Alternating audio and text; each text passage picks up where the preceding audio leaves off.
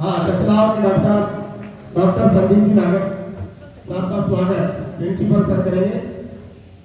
तिलक और माला पहना करके जोरदार तालियां हो।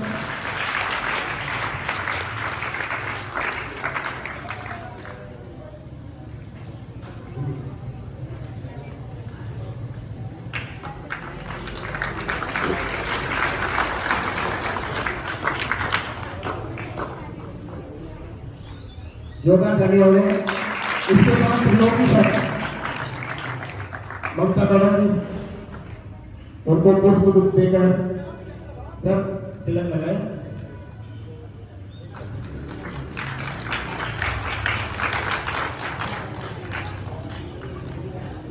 तालियां तो जोरदार बजाओ ना। अभी तक डॉक्टर साहब ने 45,000 लोगों को जागरूक कर चुके हैं और जिनमें विद्यार्थी हैं, पुलिस जवान हैं, अधिकारी, व्यापारी, कर्मचारी और आमजन शामिल है, जो जीवन रक्षक पोषण का प्रशिक्षण दे चुके हैं। एक बहुत ही बड़ी समस्या अपने को देखने को मिलती है अपने समाज में। इनके निजात के लिए इन्होंने बहुत प्रयास किया है। ये बहुत ही सराहनीय है और बहुत अच्छा काम कर रहे हैं।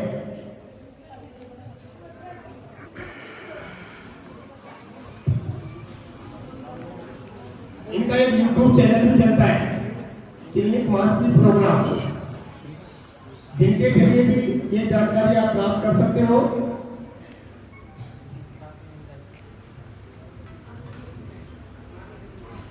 हाँ, तो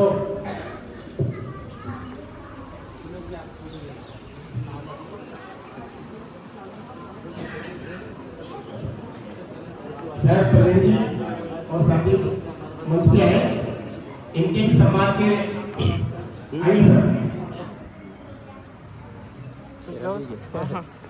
विनोद जी सर आने और अपने साथी भाइयों का सम्मान करें।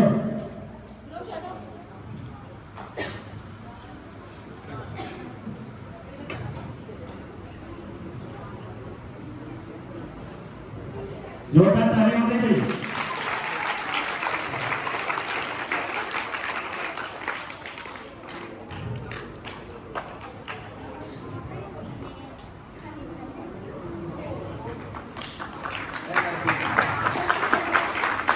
इन्होंने हर साल में सबसे पहले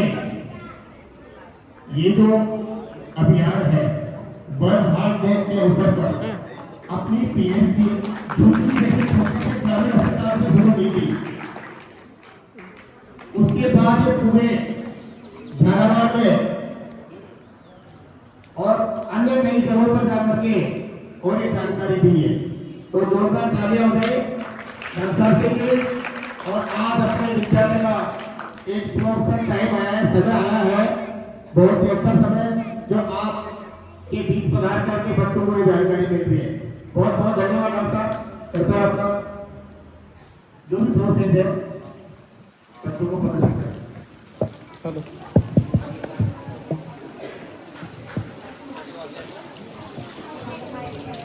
हेलो हेलो हेलो हेलो।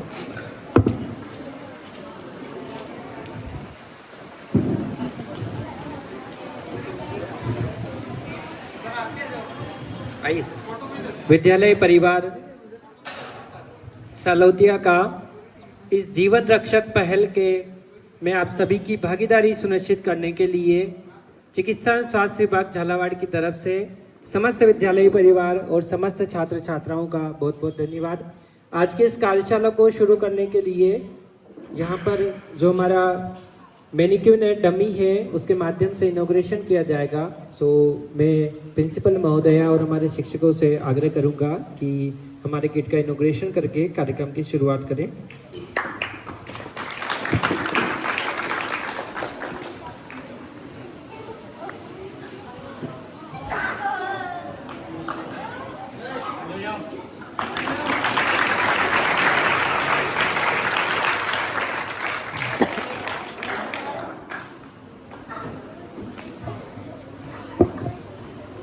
अब मैं चाहूँगा कि आप में से जो भी कुछ विद्यार्थी छात्र छात्राएं यहाँ पर हैं यहाँ पे आ जाएं ताकि आप और क्लोज से इस चीज़ को सीख सकें और बाद में भी एक दूसरे को समझा सकें। इधर से और इधर से आ जाओ कोई भी।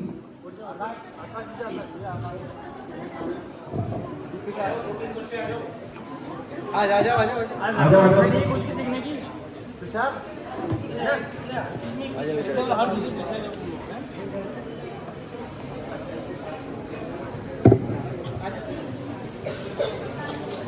डरो मत, ये प्लास्टिक का ही है, आप समझ रहे हो वैसे डेड बॉडी की है।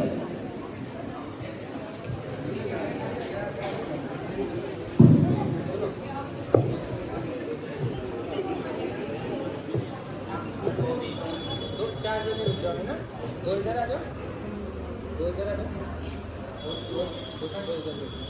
बाकी आप पीछे जाओ।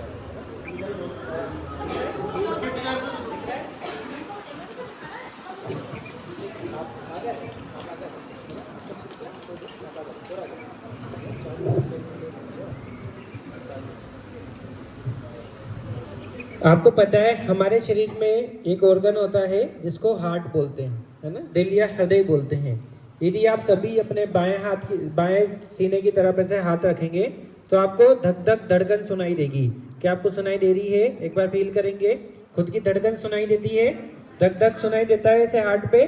तो ये जो धक धक आपको सुनाई दे रही है ये इस हार्ट की वजह से सुनाई दे रही है। आपका हार्ट लगातार धड़क रहा है, चाहे आप सो रहे हैं तब भी धड़क रहा है, जन्म से लेकर मृत्यु तक हार्ट लगातार धड़कता रहता है, इसी तरीके से चलता रहता है। अब आपको पता है जैसे अपने घर में मोटर होती है पानी की, उसका काम क्या होता है?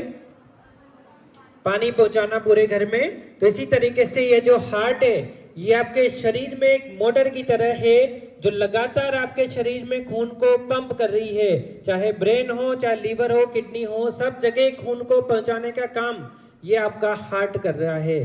तो इस तरीके से जैसे आपको पता है कि घर की मोटर एक बिजली से चलती है, अपने शरीर की ये हार्ट की मोटर भी बिजली से चलती है। आपने पेसमेकर का नाम सुना है, हार्ट में होता है जहां से करंट बनता है, वहीं से ये हार्ट धड़कता है।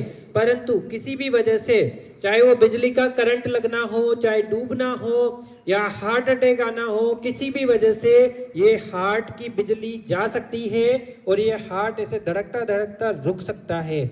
और ऐसे जो इंसिडेंट्स है 70% से ज़्यादा ऐसी घटनाएं घर से बाहर होती है। ये चलती हुई ट्रेन में, दौड़ती हुई बस में, खेलते हुए ग्राउंड में, स्टेज पर, कहीं पे भी हो सकती है। हम न्यूज़ में ऐसी घटनाएं अक्सर देखते रहते हैं। तो जब हार्ट आपका अचानक किसी वजह से ऐसे रुकता है तो आपको पता है ये मोटर रुक जाती है। जब मोटर रुक जाती है तो मोटर का ब्लड ब्रेन को नहीं जाता है, हमारे दिमाग को नहीं जाता है। और आप सब जो देख पा रहे हैं, सुन पा रहे हैं, जगे हुई हालत में हैं, ये आपके ब्रेन की वजह से हैं। और यदि आपका हार्ट रुक गया तो ब्रेन को सप्लाई नहीं जाएगी और ये जो भी पर्सन है इनको चक्कर आएंगे, ये यहाँ के यहीं गिर जाएंगे। जब भी ऐसे हार्ट रुकने की घटनाएं होती है जिसको कार्डियक अरेस्ट बोलते हैं, उस कंडीशन में यदि आप शुरू के 10 मिनट कुछ भी नहीं करते हैं तो बंद पड़ी हार्ट की मोटर ब्रेन को कोई खून सप्लाई नहीं करती है और जो ब्रेन की कोशिकाएं हैं वो परमानेंट खत्म हो जाती है 10 मिनट बाद। यदि आप हर मिनट कुछ नहीं करते हैं तो 10% चांसेस कम होने लग जाते हैं बचने के।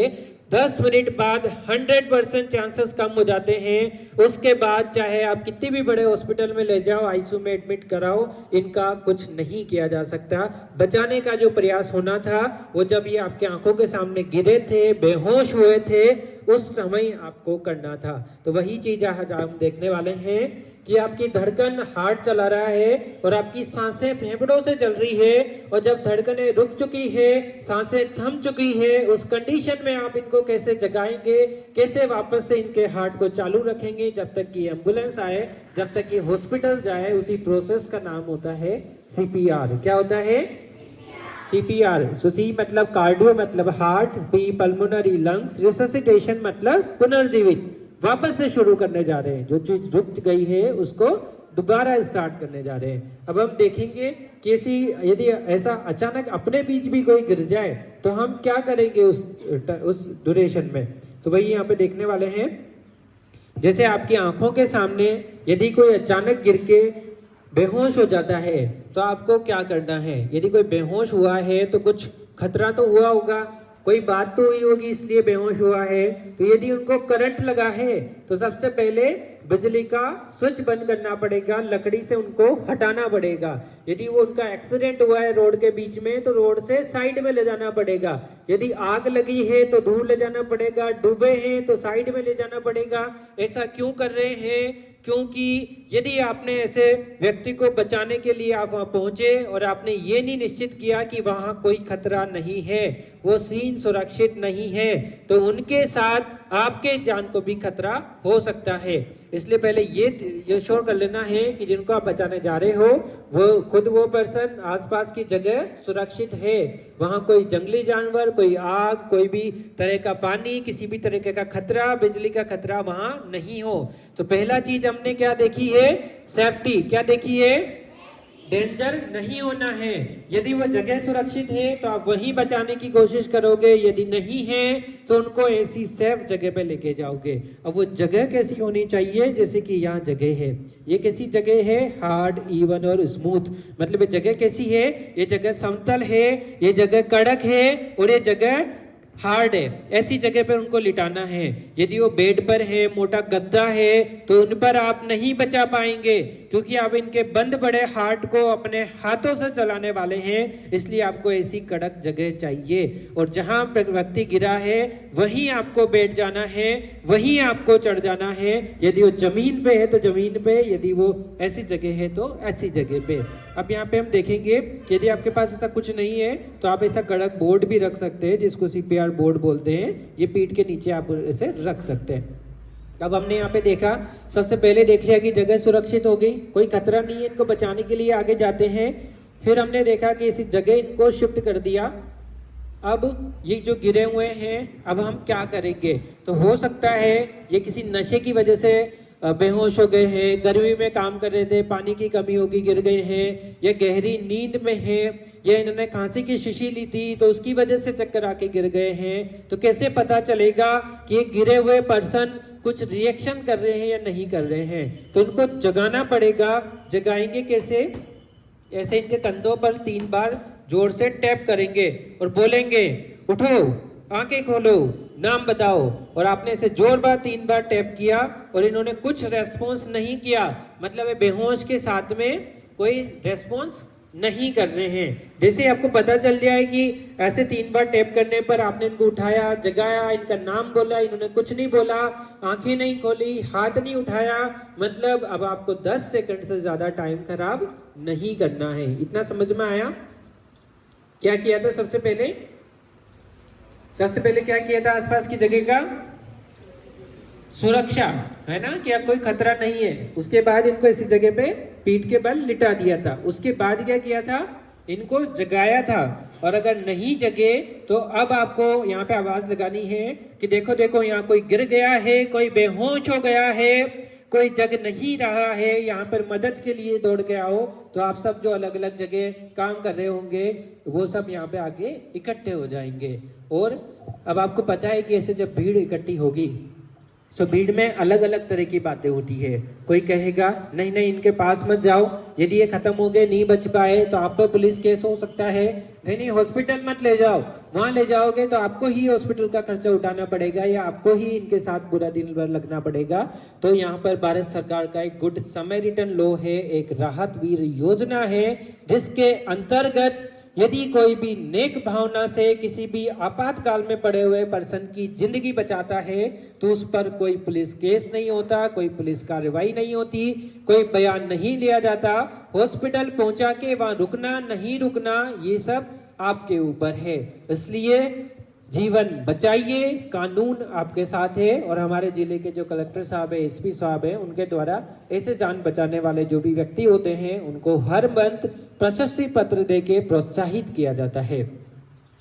आपने देखा कि बेहोश हो गए थे, जग नहीं रहे थे, भीड़ इकट्ठी हो गई थी। अब भीड़ यहाँ पे पानी पिलाने की कोशिश करेगी। आपको पानी नहीं पिलाना है किसी भी बेहोश पड़े व्यक्ति को, क्योंकि पानी इनके फेफड़ों में जाके इनकी सांस रोक सकता है। तो क्या बेहोश पड़े व्यक्ति को पानी पिलाना चाहिए? हाँ या ना? तो आपको ये बात आगे भी पहुंचानी पड़ेगी, क्योंकि गाँव में पहला स्टेप ही यही करते हैं। या तो वीडियो बनाते हैं या पानी पिलाते हैं या जूता सुंघाते हैं, ये सारी चीजें करने के बजाय जो करना चाहिए वो आज अपन सीखने जा रहे हैं। वो जो हमें आज करना चाहिए वो है CPR। सो हमने देखा कि अब यहाँ पे सब इकट्ठे हो चुके हैं। अब आपको बोलना है कि ये जो यहाँ पे आपको बताना पड़ेगा, ये जो रेड शर्ट में है, आप फोन निकालो अपना और 108 पे फोन लगाओ। इधर जो बैठे हुए हैं आपको बोलना पड़ेगा, AED की मशीन है तो वो लेके आ जाओ। आपको कहना पड़ेगा कि आप मेरे साथ आ जाओ, इनका हार्ट रुक गया है, मैं इनको बचाने वाला हूँ, परंतु मैं कैसे इनको बचाऊंगा वो आप यहाँ देख के सीखो। ऐसे आपको यहाँ पे आवाज लगानी पड़ेगी, मतलब मदद के लिए बुलाना पड़ेगा, 108 पे फोन लगाना पड़ेगा इसी टाइम, क्योंकि आप बाद में फोन लगाओगे तो एम्बुलेंस 10 से 18 मिनट लेती है आने में, इसलिए अभी फोन आपको करना पड़ेगा। तो आपने फोन किया, यहाँ पे मदद के लिए बुलाया। अब हमको देखना है कि बेहोशी की वजह कहीं रुका हुआ हार्ट तो नहीं है। तो कैसे पता चलेगा कि बेहोशी की वजह रुका हुआ हार्ट है कि नहीं है? सो हार्ट यहाँ पे धड़क रहा है तो ब्रेन तक खून पहुंचा रहा है, तो यहाँ पर वो एक पल्स बनाता है, एक धड़कन बनाता है जिसको कैरोटिड पल्स बोलते हैं। ये सब आज आपको सीखना है, कैसे चेक करना है। आपकी ये जो सांस की नली है, इसके सीधे हाथ या उल्टे हाथ की तरफ ऐसे आप अंगुलियां रखेंगे और आपको यहाँ पे धक धक महसूस होगा। सभी से आग्रह रहेगा, सभी का हाथ अपनी गर्दन पे जाएगा और सभी अभी कैरोटिड पल्स फील करेंगे, क्योंकि जब कोई ऐसे गिरेगा, बेहोश होगा तो सीखने का टाइम नहीं मिलेगा। आप YouTube देख के ये नहीं सीख सकते, क्योंकि टाइम आपके पास 10 मिनट ही है। क्योंकि आप सबको महसूस हुई, छोटे बच्चों महसूस हुई इधर यहाँ पे कुछ धक धक, ये धक धक यहाँ की मोटर खून पहुंचा रही है यहाँ पर, क्योंकि आप सब जिंदा हो। यदि किसी में ये धड़कन रुक गई तो उनका हार्ट रुक गया, और आपके हाथों में वो ताकत है जो किसी का बंद पड़ा हुआ हार्ट चला सकता है। सो हम यहाँ देखेंगे कि धड़कन तो आपने देख ली, सांसें कैसे चेक करेंगे। तो सांसों को चेक करने के लिए आप इस तरीके से पोजीशन बनाएंगे। देखिए इनका ध्यान से, इनका कान इनके नाक की तरफ है, इनकी नजरें इनके सीने की तरफ है, दूसरा हाथ इनके सीने पे रखा हुआ है। मतलब कान से सुन रहे हैं कि इनके नाक से हवा आ रही है नहीं आ रही है, आंखों से देख रहे हैं सीना ऊपर उठ रहा है नहीं उठ रहा है, इनके हाथ से फील कर रहे हैं सीना ऊपर हो रहा है नहीं हो रहा है। यदि नाक से हवा नहीं आ रही है, सीना ऊपर नीचे नहीं हो रहा है, हाथ सीने पे रखा हुआ ऊपर नीचे नहीं हो रहा है, और साथ के साथ आप देखिए दूसरा हाथ कहाँ है, गर्दन पर, तो ना गर्दन की पल्स आ रही है, ना सीना ऊपर नीचे हो रहा है, तो धड़कनें थम चुकी है, सांसें रुक चुकी है। ये जो पर्सन है ये कार्डियक अरेस्ट में चले गए हैं। अब 10 सेकंड से ज्यादा आप टाइम खराब नहीं करोगे, नहीं तो इनकी जान हमेशा के लिए जा सकती है। सो हम क्या करेंगे, बंद पड़े हृदय हमारे हाथ से चालू करेंगे। अब आपके हाथ इनका हार्ट बनने वाले हैं, तो कैसे हम यहाँ पे इनके हार्ट को चलाएंगे, इस तरीके से सभी का हाथ आगे रहेगा। ऐसे सभी से आग्रह है अपना हाथ सीधा ऐसे करें ऊपर, सभी बच्चों से दूसरा हाथ से ऐसे फिंगर इंटरलॉक करेंगे, कोहनी मुड़ेगी नहीं, कोहनी नहीं मुड़ेगी, हाथ सीधा आगे रहेगा, कोई भी इस चीज को करने में हेजिटेट नहीं होगा, सीधा हाथ आगे रखें। ये भैया सीधा हाथ ऊपर करें इस तरीके से, कोहनी नहीं मुड़े, बहुत बढ़िया, हाथ एकदम ऊपर जाना चाहिए। ये आपका हाथ नहीं है, ये किसी पर्सन का हार्ट है। अभी आप देखेंगे कि कैसे आपका हाथ इनका हार्ट बन रहा है। क्या कोहनी मुड़ रही है? सभी का हाथ, किसी का हाथ नीचे नहीं जाएगा, आप कोहनी सीधी कीजिए, ऐसे ऐसे ऐसे, शर्माने की बात नहीं है, सीधा हाथ कीजिए। कोहनी समझते हो? एक बार इधर आ जाइए, यहाँ जी, यहाँ जी, सीधा हाथ करो ऐसे, ये हाथ ऊपर रखो इसके, हाँ फिंगर इंटरलॉक करो, देखो यहाँ से नहीं मुड़ रहा ना, ऐसे समझ में आई पोजीशन सभी को? बहुत बढ़िया। चलो अब आप देखते हैं, तो ये जो चीज आपने देखी है ये पोजीशन है, कैसे हाथ की पोजीशन रखनी है। अब देखेंगे कि हाथ कहाँ रखना है, तो डमी के माध्यम से बताया जाएगा कि सीने के बीचों बीच एक कड़क कड़क हड्डी होती है। आप सब यहाँ पे हाथ रखो, क्या कड़क कड़क हड्डी है यहाँ पर?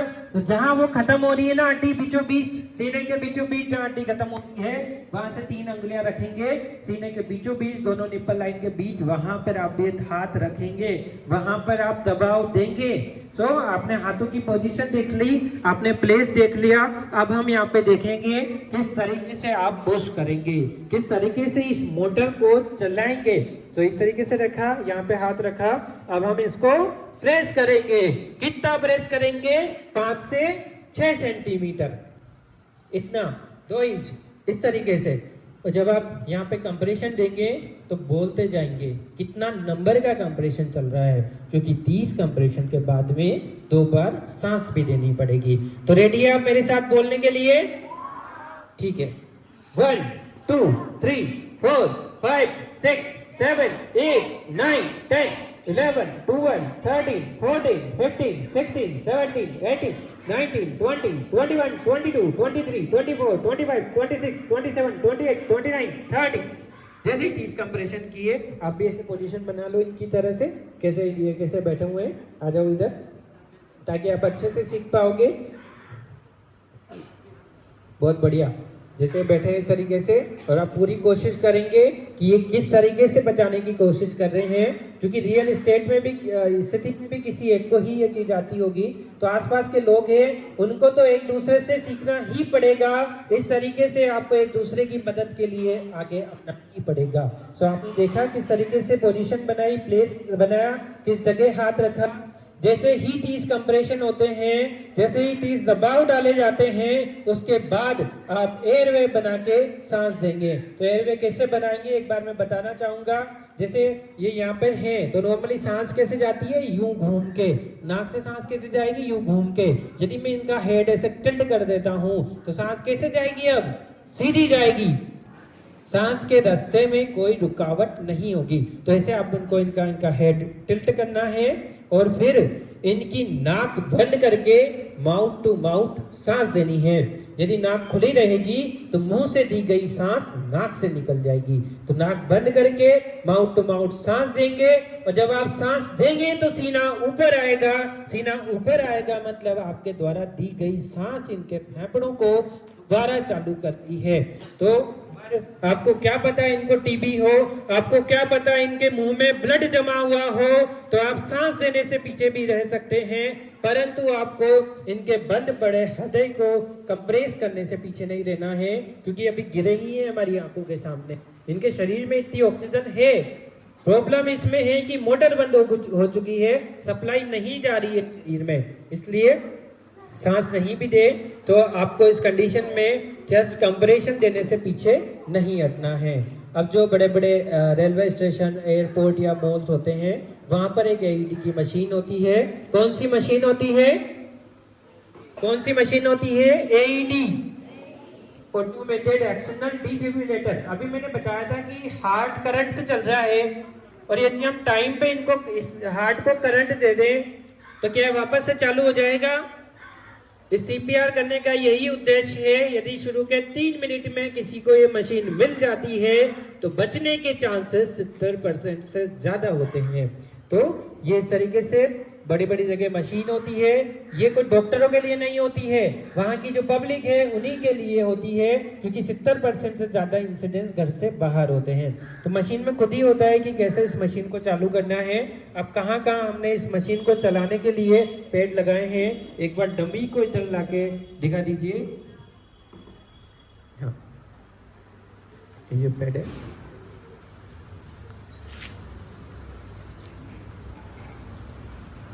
देखो ये स्किन टू स्किन लगाया है ना। जैसे शर्ट पहन रखा तो हटाना पड़ेगा। सीने पे इसके 2 पेड होते हैं, एक इधर सीधे हाथ की तरफ, इधर वाली बोन के नीचे, एक तरफ इधर हार्ट की तरफ लगाना है। और ये सीना गीला नहीं होना चाहिए, क्योंकि आप हल्का करंट देने वाले हो, नहीं तो आपको भी करंट लग सकता है। जब ये आप लगा रहे हो तब भी आप चेस्ट कंप्रेशन चालू रखेंगे और मशीन को ऑन करेंगे।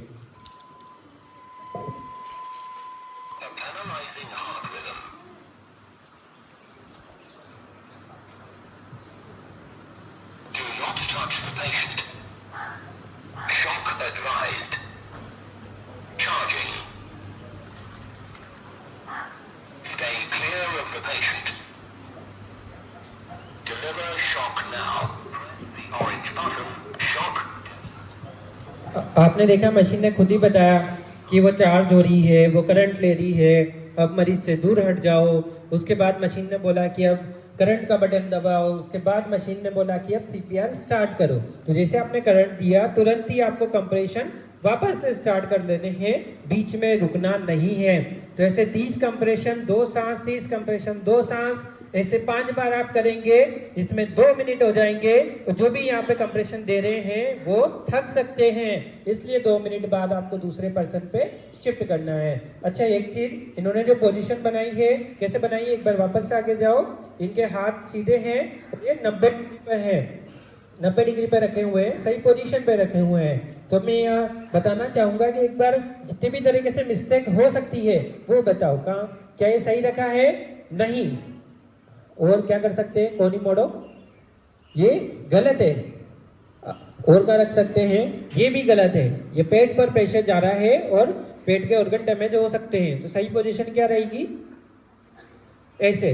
तो हाथ से नहीं दबाना है, शरीर का वजन डालना है। हो सकता है किसी के हाथ में ज्यादा पावर हो तो उनकी पसलियां टूट सकती है, परंतु ऐसी कंडीशन में यदि आपको कुछ नहीं आ रहा है, कुछ नहीं करने से अच्छा कुछ करना है, यदि पसलियां टूट भी गई, पर्सन बच गया, तो पसलियां टूटना चलेगा, दोबारा रिपेयर हो जाएगी। परंतु यदि पसलियां बचाने के चक्कर में आपने इंसान को नहीं बचाया तो बची हुई पसलियों को लेकर आप कुछ नहीं कर सकते। तो ये चीज हमने यहाँ पे देखी। अब यहाँ पे जो भी हमारे पीछे जो भैया बहन आए हैं उनसे भी एक बार कंप्रेशन प्रैक्टिस के लिए यहाँ पे बुलाया जाएगा। चलो जी, इधर शिफ्ट कर दो। हाँ, बहुत बढ़िया, इनके लिए जोरदार तालियां। क्या नाम है इनका? दीपिका नागर के लिए। देखो, अब आपको आपने देखा कहाँ हाथ रखा है, हाथ की पोजीशन कैसी है, कितना दबाव डाल रहे हैं कि 5 से 6 सेंटीमीटर अंदर जाए, और 30 तक गिनती यहाँ पे गिननी है। 1 2 3 4 5 6 7 8 10 11 12 13 14 15 16 17 18 19 20 21 22 23 24 25 26 27 28 29 30। तो ऐसे 1 मिनट में आपको 100 से 120 बार, 1 सेकंड में 2 कंप्रेशन, बीच में रुकना नहीं है, 10 सेकंड से ज्यादा का गैप नहीं देना है। आप थक गए हैं तो पास वाले पर्सन को यहाँ पे बुला लेना है। आ जाओ, आ जाओ, उधर से भी आ जाओ, आ जाओ, आप इधर आ जाओ, उनको आने दो। ये कोई आपके सिलेबस का पार्ट नहीं है, आपके एग्जाम में नहीं आने वाला है, बट आपके जीवन के एग्जाम में जरूर से आने वाला है। आप अपने 100 साल की लाइफ में यदि एक बार भी ऐसा इंसिडेंट देखेंगे, किसी को बचाएंगे, तो आप किसी व्यक्ति को नहीं बचाएंगे, आप पूरी जनरेशन को सेव करेंगे। यदि आप एक ऐसे शिक्षक को बचाते हैं तो आप उस अकेले इंसान को नहीं बचाते, आप पूरी जनरेशन को सेव करते हैं, हजारों बच्चों का भविष्य उसमें सेव होता है। इसलिए ये नहीं सोचें कि अनजान व्यक्ति गिरा है, हम क्यों इसको बचाने के लिए आगे जाएं, हमको तो घर जाना है, हमारे काम से जाना है। ऐसा नहीं है। यदि आपके हाथ आगे बढ़ते हैं, आपके हाथ किसी का हार्ट बनते हैं, तो वो पर्सन बच सकता है। बहुत बढ़िया। अब मैं हमारी प्रिंसिपल महोदया मैडम से आग्रह करूंगा कि वो भी आके यहाँ पे कंप्रेशन की प्रैक्टिस करके सभी भैया बहनों का उत्साहवर्धन करें। और मैम के लिए जोरदार तालियों से हार्दिक स्वागत। अब यहाँ पे कुछ चीज बोलने वाला हूँ, मैं कहूँगा जब भी बेहोश हो जाए, कोई गिर जाए, तो डरेंगे नहीं, करेंगे, डरेंगे नहीं, करेंगे, है ना। तो मैं बोलूंगा क्या करेंगे, तो आप क्या आंसर दोगे? CPR। सोचेंगे नहीं, करेंगे, क्या करेंगे? आंसर क्या दोगे?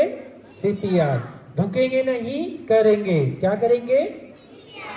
तो जब भी आपके आंखों के सामने कोई गिर जाए, कोई बेहोश हो जाए, कोई जगह नहीं, किसी की धड़कनें थम जाए, किसी की सांसें रुक जाए, तो डरेंगे नहीं, करेंगे, क्या करेंगे?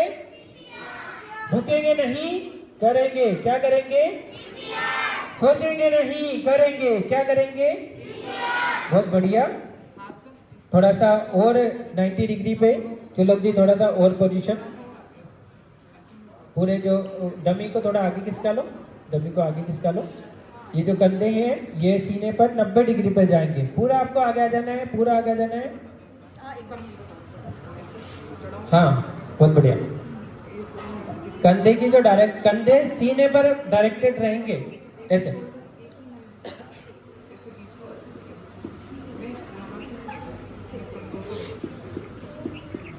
शरीर का वजन डालना है, हाथों का दबाव नहीं डालना है।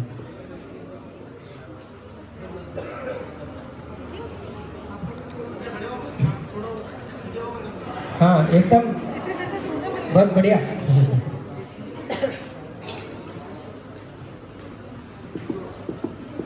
ऐसे 30 कंप्रेशन चलेंगे, उसके बाद 2 सांस दी जाएगी।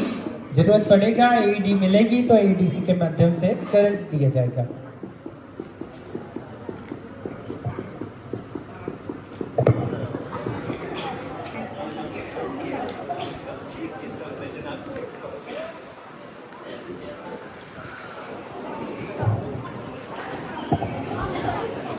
विनोद जी सर से भी मेरा आग्रह रहेगा कि मंच पर पधार कर सीपीआर की प्रैक्टिस करके हम सबका उत्साहवर्धन करें। जोरदार तालियों के प्रवाह से इनकी ऊर्जा का हार्दिक स्वागत।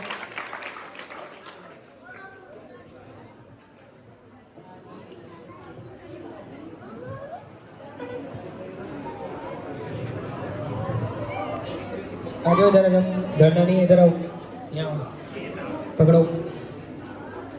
छोटे बच्चे इधर आओ, आ जाओ, एक बच्चा, आ जाओ, आ जाओ, इधर आ जाओ, मेरे इधर, ठीक है, इधर आओ, इधर आओ, इधर आओ, डरना नहीं है। कौन इससे नहीं डरता है? हाथ में ले लेगा, आ जाओ, यहाँ आओ, यहाँ डरना नहीं। इधर आओ, मेरे पास आओ, उनके बारे में बताऊंगा मैं, इधर आ जाओ।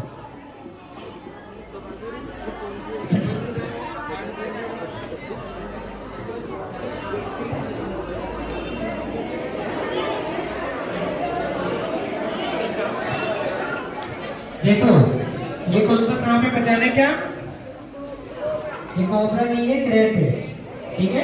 रात को 10 बजे से लेकर सुबह 5 बजे के बीच में काटता है। रात की ठंडाई में इनको हमारे शरीर का गर्म टेम्परेचर चाहिए होता है, इसलिए आता है ये। जो गांव में जमीन पे सोते हैं उनको रात में काट लेता है। जब ये काटता है तो चमड़ी पे कोई दर्द नहीं होता, मच्छर के कांटे जैसा निशान होता है। और इसके जहर में लक्षण भी 2 से 3 दिन बाद आते हैं। तो कई बार तो पता नहीं चल पाता है कि सांप ने ही काटा है और मरीज की जान चली जाती है। इसलिए आपके गांव में आसपास कोई जमीन पर तो आपको उनको कहना है कि वो पलंग पर सोए, मच्छरदानी लगा सोए, और ऐसा सांप कहीं दिखे तो इसका ध्यान रखें, क्योंकि इसके काटने पर एक तो दर्द नहीं होगा, दूसरा इसके जहर के लक्षण भी 12 से 24 घंटे बाद आएंगे। और ऐसी कंडीशन में यदि आपको लग रहा है कि कहीं कीड़े ने तो नहीं काटा, तो आपको उस मरीज को अस्पताल ले जाके कम से कम 12 घंटे तक वहीं रखना है, क्योंकि 12 घंटे बाद भी इसके लक्षण आ सकते हैं। इसके लक्षण कैसे आएंगे कि जैसे आप देख पा रहे हैं, ये जो आईब्रो है इनको आप ऐसे कर सकते हो, वो नहीं कर पाएगा। इसके बाद हम देखते हैं कि जैसे ये जो आंखों की पलकें गिरने लग जाएगी, इधर उधर देखने को कहेंगे तो आंखें इधर उधर जा रही है, इनकी आंखें इधर उधर नहीं जाएगी, मुंह से लार टपकने लग जाएगी, बोलने में लड़खड़ाहट होने लग जाएगी, और सांस लेने में तकलीफ होने लग जाएगी, पूरा सेंटेंस नहीं बोल पाएंगे। जैसे मैं सलोतिया के स्कूल में पढ़ता हूँ तो ये पूरा सेंटेंस नहीं बोल पाएंगे, इनकी सांस भरने लग जाएगी। तो ये सभी सांप के काटे के लक्षण होते हैं। इसके बाद हम देखते हैं ये दूसरा सांप कौन सा है, ये है कोबरा, ये दिख रहा है नाक, ठीक है। ये भी इसी तरीके से काटता है, पर इसका काटने से 30 मिनट बाद ही इसका असर आना शुरू हो जाता है। जहाँ भी काटता है वहाँ पर सूजन आती है, सूजन बढ़ती जाती है, दर्द होता है, दर्द बढ़ता जाता है, तो आपको पता चल जाता है। इसके बाद जो तीसरा स्नेक है, ये वाइपर है, ये खून का जहर बनाता है, खून को एकदम पतला कर देता है, जमने नहीं देता है। तो इस तरीके से हम कहते हैं गाँव में कोई भी सांप काटता है तो क्या करते हैं, वहाँ पे कट लगाते हैं, कुछ उसको इंजेक्शन से खींचने की कोशिश करते हैं, कुछ उसमें चूना लगाते हैं, कुछ मिट्टी लगाते हैं, कुछ गोबर लगाते हैं। लेकिन आपने मैंने यहाँ पे बताया कि जैसे सांप ने काटा और ये क्या करेगा, खून का जहर बनाएगा, तो खून रुकेगा नहीं। तो आपने खून इससे काटे हुए जगह पर ऐसे कट लगाया तो खून नहीं रुक सकता है। हो सकता है जैसे सांप ने नहीं काटा हो, आपने गोबर लगाया, चूना लगाया, मिट्टी लगाई, उस वजह से वो जो घाव है वो सड़ गया, हाथ काटना पड़ गया। तो ये इलाज नहीं है। आपको लगाना ही है तो आप डिटोल लगाओ, आप कोविड-19 लगाओ, कोई एंटीसेप्टिक लगाओ, साबुन से हाथ धुलाओ, परंतु आप ऐसी कोई चीज नहीं लगाएंगे। अब यहाँ पे हम टोर्निकेट बात का भी सही नहीं है। टोर्निकेट समझते हो, जैसे यहाँ पे यदि ऐसा कुछ होता है तो गांव में क्या करते हैं, हम यहाँ पे वो रस्सी बांध देते हैं, या फिर रस्सी है, तार है, वायर है, ऐसी चीजें बांध देते हैं।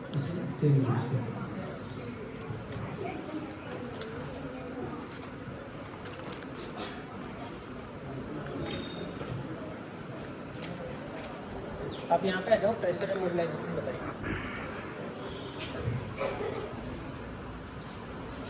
तो पकड़ लो।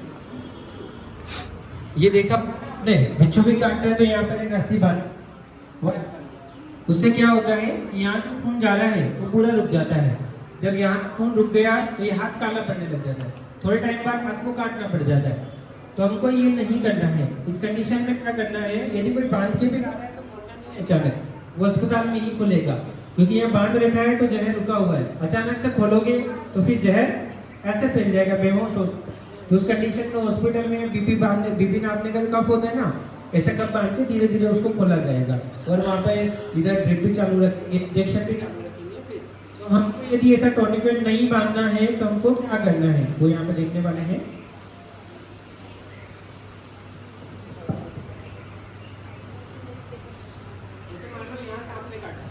ठीक है, तो आप क्या करोगे, इस तरीके का कोई भी मोटा, या तो ऐसे बैंडेज हो या ऐसा कोई मोटा कपड़ा हो छोड़ा, ठीक है, उसको यहाँ से दूर, यहाँ काटा है ना, तो यहाँ से दूर इस तरीके से आप बांधो। अब इसको बहुत ज़्यादा खींच के नहीं बांधना,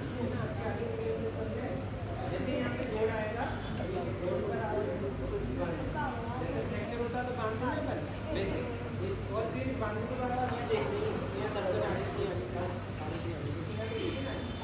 यदि बांधने के बाद ये पल्स आ रही है, मतलब यहाँ पे खून का प्रवाह चल रहा है और आपने जो चमड़े के नीचे जो छोटी छोटी लिम्फेटिक्स होती है उसको ब्लॉक किया है, पूरा खून ब्लॉक नहीं हुआ है, तो हाथ काला नहीं पड़ेगा, इसको काटना नहीं पड़ेगा। और इस तरीके से इसको बोलते हैं, प्रेशर लगा रहे हैं हम, हेलो सर, ज़्यादा हाथ पे नहीं है रहा है, प्रेशर मोबिलाइजेशन चेक करना। तो समझ में आया किस तरीके से आप यहाँ पे पट्टी बांधेंगे हाथ में जब आपको पेशेंट को हॉस्पिटल ले जाना होगा। तो पहली स्टेप क्या होती है कि सांप के काटे का इलाज हमारे सारे सरकारी अस्पतालों में अवेलेबल है। एक इंजेक्शन आता है एंटी स्नेक वीनम, 4 तरह के सांप का सिंगल इंजेक्शन होता है। इसलिए सांप के काटे वाले मरीज को क्या कहेंगे कि हमारे पास इसकी दवाई है और आप 100% बच जाओगे। तो यदि आप उनको डराते हो, वो डर जाते हैं कि जहरीला सांप था, अब आप नहीं बचेंगे, तो ये धड़कन जो बढ़ेगी, पूरे शरीर में खून ज्यादा तेजी से फैलेगा और डर की वजह से भी इनकी जा सकती है। जब इलाज अवेलेबल है तो क्यों इनको डराया जा रहा है, आप इनको कह सकते हैं जल्दी से जल्दी हम आपको पास के हॉस्पिटल में ले जाएंगे, इनके कांटे का तोड़ इंजेक्शन आपके लगेगा और आप 100% बच जाओगे। इनको घबराना नहीं है। इसके अलावा आपने समझा लिया है ना, रिश्योर कर दिया, आपने इमोबिलाइजेशन कर दिया। अब आप उनको चला के नहीं ले जाओगे, हाथ पैर ज्यादा हिलाओगे डुलाओगे नहीं तो जहर और ज्यादा फैलेगा और आप हॉस्पिटल पहुंचोगे। यही इसमें फर्स्ट एड होता है जो आपको आना चाहिए। ऐसे बिच्छू ने किसी को काटा है तो वहां पर भी उस कंडीशन में भी आप पेशेंट को मॉनिटर में रखना पड़ता है, क्योंकि इसका असर हार्ट में भी होता है। और इसमें भी आपको इन सारे केसेस में टिटनस का इंजेक्शन भी लगता है। आप घाव पर कोई भी ऐसी उल्टी सीधी चीज नहीं लगाएंगे जिससे घाव और ज्यादा खराब हो जाए और हाथ काटने की नौबत आ जाए। चलो इनको चलो समझ में आया कुछ? क्या समझ में आया?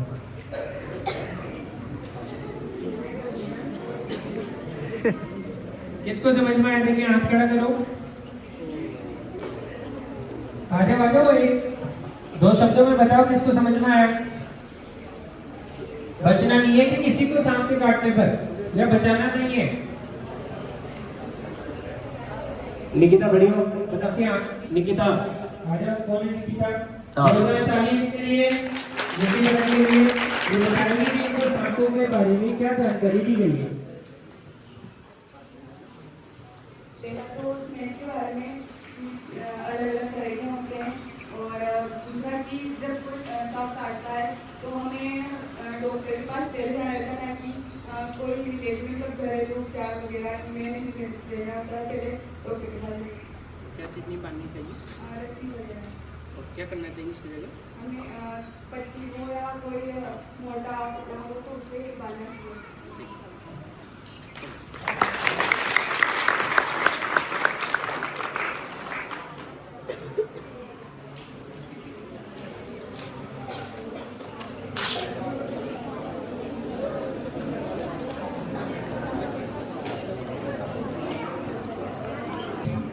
डॉक्टर संदीप नागर उपस्थित हैं, जो आपके पास की पीएचसी चसलाओं पर मेडिकल ऑफिसर इंचार्ज हैं। वो लगातार यहाँ पे आपको स्वास्थ्य सेवाएं दे रहे हैं। किसी भी तरह का छोटे से बड़ा इलाज हो, आप सभी अपने समीपवर्ती चिकित्सा संस्थान में जाते हैं और डॉक्टर साहब द्वारा सभी प्रकार की चिकित्सा सुविधाएं, सरकारी योजनाओं में आपका उत्साहवर्धन किया जाता है। तो चर्चा में आज के सीपीआर कार्यक्रम के बारे में, सीपीआर सीखना क्यों जरूरी है, कैसे आपकी जान बचा सकता है, मैं उनसे आग्रह करूंगा कि आपको ऐसी कोई स्वास्थ्यवर्धक जानकारी बताएं। बहुत बहुत धन्यवाद डॉक्टर शुभम पाटीदार सर का, और इस विद्यालय के जो प्रधानाचार्य महोदय हैं और संपूर्ण जो स्टाफ हैं, सारे बच्चे हैं जिन्होंने इतना सहयोग करके कि सहयोग की भावना से बिल्कुल एकदम अच्छे से अनुशासन के साथ सीखा है। सीपीआर के बारे में जो ज़्यादातर जानकारी है डॉक्टर शुभम पाटीदार सर आप लोगों को दे चुके हैं। बस इतना ही कहूँगा कि जो आप लोगों ने सीखा है उसको आप कोशिश करें कि वो ध्यान रखें। ऐसा नहीं कि भाई स्कूल में हमने सीख लिया है तो ठीक है चलेगा, भूल जाते हैं, वो चीज़ आपके दिमाग में नहीं रखनी है। बहुत ही आवश्यक और बहुत ज़रूरी चीज़ आप लोगों को सिखाई है कि अस्पताल हम ले जाते हैं, जल्दबाजी करते हैं, सब कुछ करते हैं, लेकिन कुछ एक ऐसी चीज़ छूट जाती है जो शायद हम कर लें तो हम बचा पाएँ। तो वो चीज़ आज आपको डॉक्टर शुभम पाटीदार सर ने सिखाई है। और उसके अलावा जैसा हम ग्रामीण परिवेश में रहते हैं तो छोटे मोटे जो जीव जंतु हैं उनसे भी हमें खतरा रहता ही है। ज़्यादातर जो है वो किसान परिवार से आते हैं तो वहाँ भी छोटे मोटे जीव जंतुओं का खतरा रहता है, तो उनसे भी बचाव या उनके जो खतरे के जो चिन्ह हैं वो सर ने बताए हैं, उनको भी ध्यान रखना है। कि सबसे पहले बिच्छू के बारे में बताया है, सांपों के बारे में बताया है कि अलग अलग प्रकार के सांप हैं और किस प्रकार से हमें प्राथमिक उपचार दे करके उन्हें अस्पताल पहुंचाना है। ये सारी जानकारी बहुत महत्वपूर्ण और बहुत अच्छे तरीके से डॉक्टर शुभम सर ने बताई, उसके लिए बहुत बहुत धन्यवाद।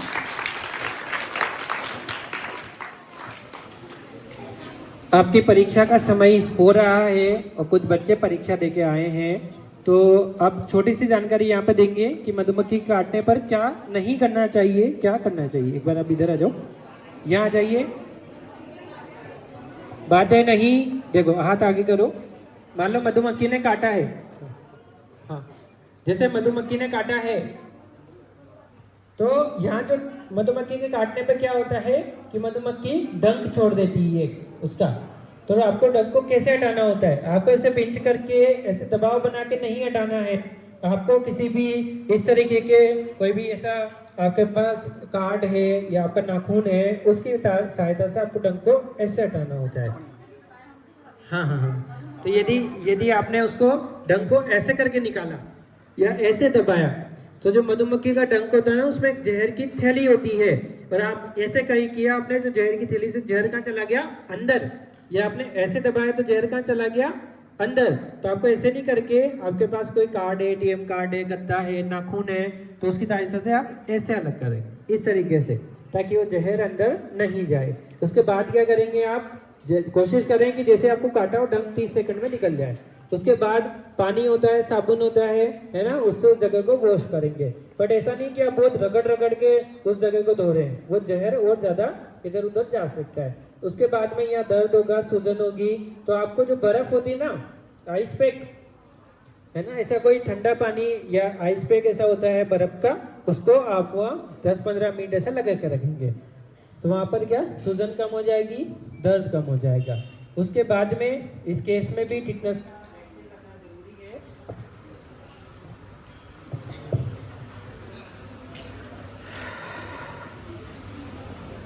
अब यहाँ पे हमने देखा कि क्या क्या करना है, बट यदि केवल यही दर्द है, यही सूजन है, तो ये इससे सही हो जाएगा।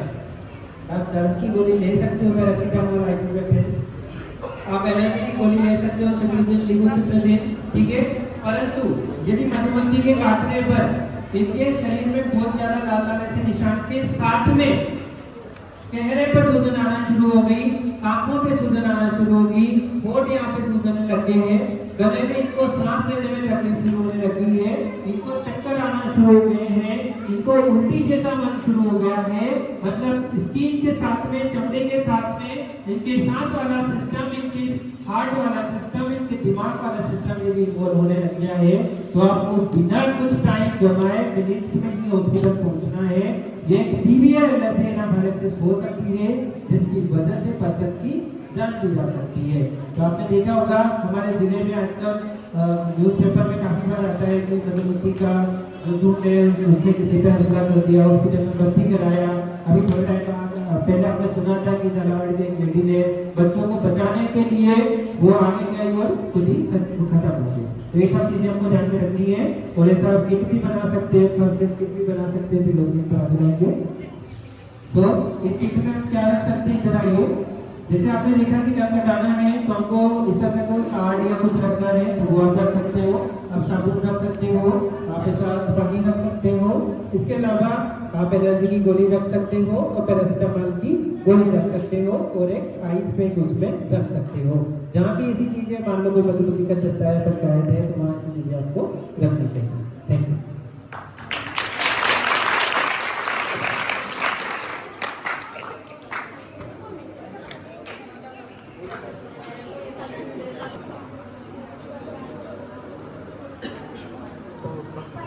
मधुमक्खी कोई हमारे दुश्मन नहीं है, ये एक ऐसा जानवर है जो परागण की वजह से जो भी हमारे एग्रीकल्चर के फूल है, पत्ती है, फल है, सबका प्रोडक्शन बढ़ाता है और ये आगे से अटैक नहीं करता। जब मधुमक्खी को खतरा लगता है तभी अटैक करती है।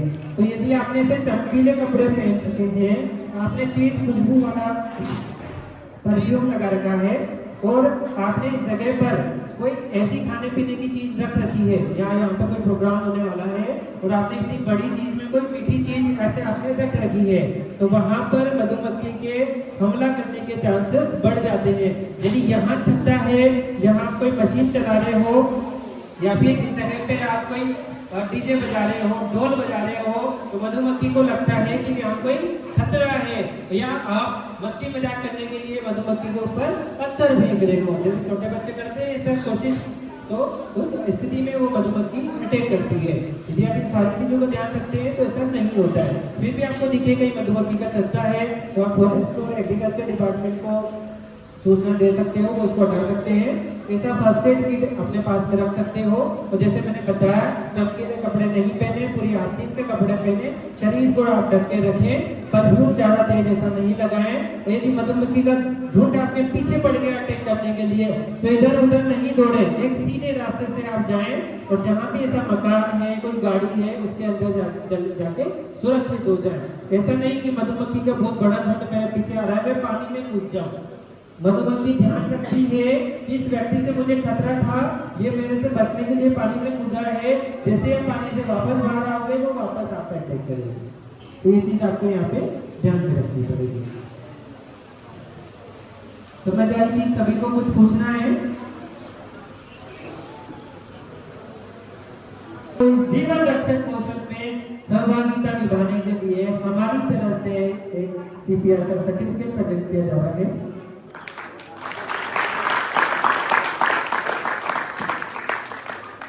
सभी विद्यालय परिवार के गुरुजनों से मेरा आग्रह है कि स्टेज में आ जाइए एक बार सभी, और जो भी बच्चे हैं ऐसे बैठ जाएंगे, आप ऐसे बैठे बहुत बढ़िया शाबाश। इसको थोड़ा उधर होकर उसको उधर उठा के शाबाश, थोड़ा उठा के नहीं, नीचे छोटा और उधर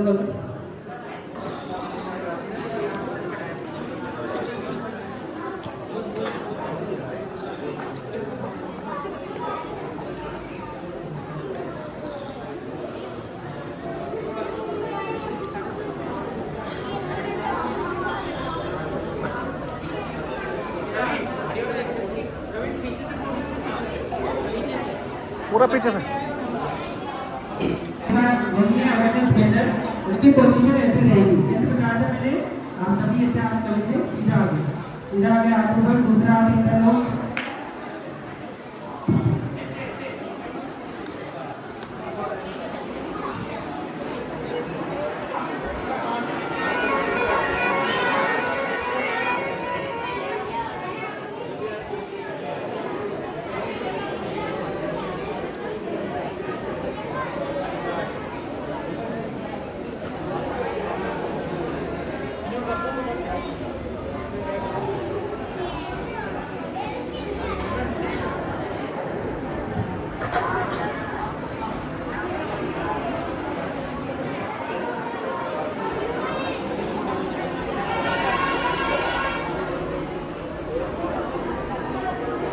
घेऊन येतो